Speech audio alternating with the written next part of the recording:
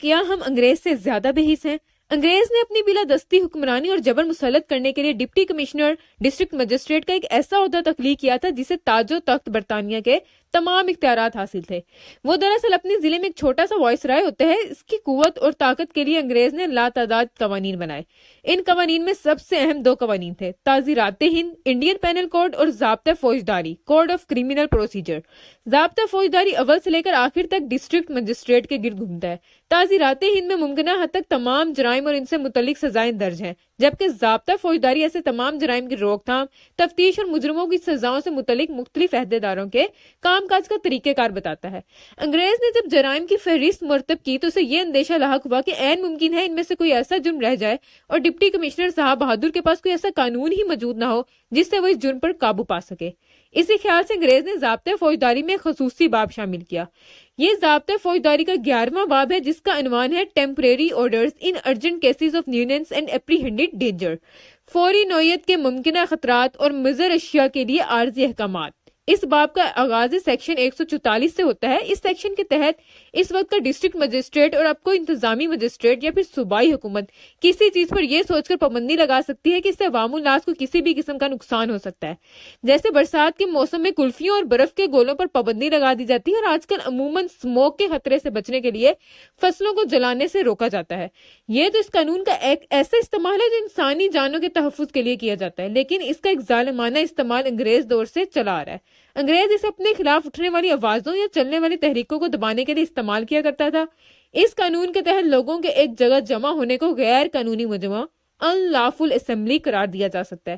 انگریز یوں تو اسے استعمال کرتا تھا، لیکن یہ دفعہ 144 جتنی بار پاکستان کے صرف ایک ضلع میں لگائی گئی، اتنی دفعہ انگریز نے پورے ہندوستان میں نہیں لگائی ہوگی۔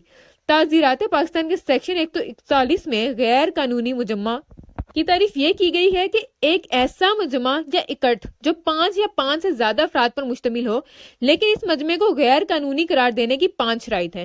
یہ مجرمانہ طاقت کا استعمال کر کے کسی سرکاری افسر کو کام سے روکنا چاہتے ہو، یا کسی قانون کے نفاذ کو روکیں، کوئی شرارت کریں یا قانون توڑیں، کسی فرد یا افراد کے حقوق مثلاً راستہ، پانی اور بجلی وغیرہ کو طاقت سے سلب کریں، یا کسی فرد کو کوئی کام ایسا کرنے پر مجبور کریں جو قانونی طور پر جائز نہ ہو۔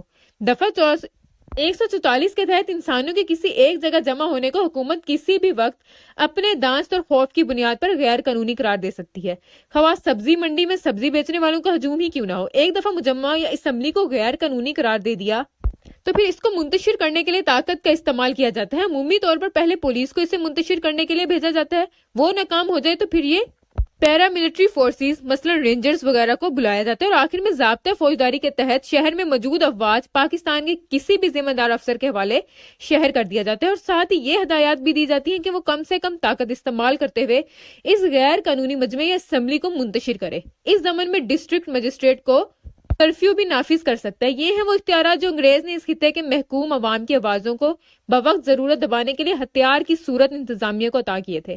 لیکن پاکستان کے قیام کے بعد تو انتظامیہ نے اسے ایک کھلونا بنا دیا۔ نہ صرف یہ کہ دفعہ 144 کا دلیرانہ اور ناجائز استعمال بار بار کیا گیا، بلکہ اس کے ساتھ ایسی لاتعداد قوانین بھی بنائے گئے جنہیں دفعہ 144 کی خلاف ورزی کے ساتھ اکٹھا کر کے جرم کو مزید سنگین بنایا جاتا ہے۔ اور یوں اکثر وہاں پر پہلے بہیمانہ تشدد کیا گیا اور اس کے بعد ان پر خوفناک الزامات لگا کر گرفتار کر کے مقدمات چلائے گئے۔ 11 ستمبر کے بعد دہشت گردی کا فیشن ایسا چلا ہے کہ اب تو پولیس غصے سے گھورنے پر بھی دہشت گردی کا پرچہ کاٹ دیتی ہے۔ اکسانہ، امائی، تقریر میں جارحیت جیسے جرم تو پہلے ہی FIR میں شامل ہوتے تھے، لیکن ایوب دور میں خصوصی قانون لایا گیا، مینٹیننس آف پبلک آرڈر کہتے ہیں۔ اس کی دفعہ 16 کے تحت بغاوت کے مقدمے بنائے جانے لگے۔ آج اس کا نیم البدل دہشت گردی ہے، اور بغاوت کے لیے انگریز کے بنائے ہوئے تعزیرات کے سیکشن 124A کے تحت بغاوت کے مقدمات بنائے جاتے ہیں۔ دہشت گردی کا تڑکا اس لیے لگایا جاتا ہے تاکہ مقدمے کو ناقابل ضمانت بنایا جائے۔ گزشتہ 75 سالوں میں وقت کے ساتھ ساتھ ہماری ریاست اور حکومت عوام کے معاملے میں زیادہ ظالم، بے حس اور خوفناک ہوئی ہے۔ آپ حیران ہوں گے کہ یہ تمام ادارے انگریز کے زمانے سے چلے آ رہے ہیں، لیکن انگریز کے 150 سالہ دور اقتدار میں ہزاروں چھوٹے بڑے لیڈروں نے ان کے بارے میں گفتگو ضرور کی ہوگی، لیکن کوئی ایک ایسی مثال نہیں ملتی کہ انگریز نے اداروں کو بدنام کر کے جرم میں کوئی ایک FIR بھی کاٹی ہو۔ انگریز کو علم تھا کہ اگر ہم نے اداروں کو عوامی غیظ و غضب کے مقابلے لا کر کھڑا کر دیا تو اس کے نتیجے میں کسی کی بھی عزت سلامت نہیں رہے گی، اور جب عزت سلامت نہ رہی تو پھر ہم قانون کیسے نافذ کریں گے۔ انگریز دور کا سب سے ظالمانہ واقعہ جلین والا باغ کا 1919 کا واقعہ تھا، جب ایک ہنستے کھیلتے مجمع کو ڈپٹی کمشنر امرتسر سے دفعہ 144 لگوا کر پہلے غیر قانونی اسمبلی قرار دلوایا گیا اور پھر اس پر گولیاں برسا دی گئیں۔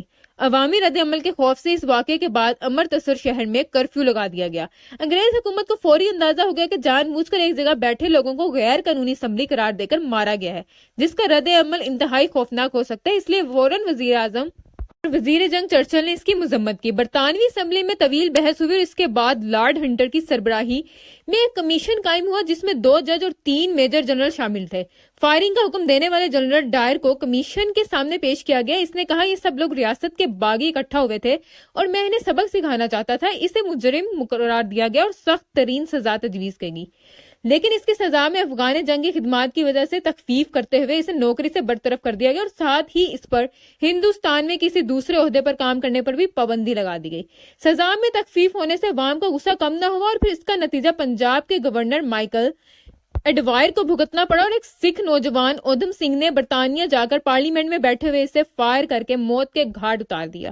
کیا ہم لال مسجد، ماڈل ٹاؤن، تحریک لبیک، 25 مئی 2022 اور 12 مئی کے کراچی جیسے سانحات پر کوئی ایسا کمیشن بٹھا سکتے ہیں اور ایسی سزا سنا سکتے ہیں؟ اگر نہیں سنا سکتے تو پھر آپ جس عوامی غم و غصے کو دعوت دے رہے ہیں اس کا انجام بہت خوفناک ہو سکتا ہے۔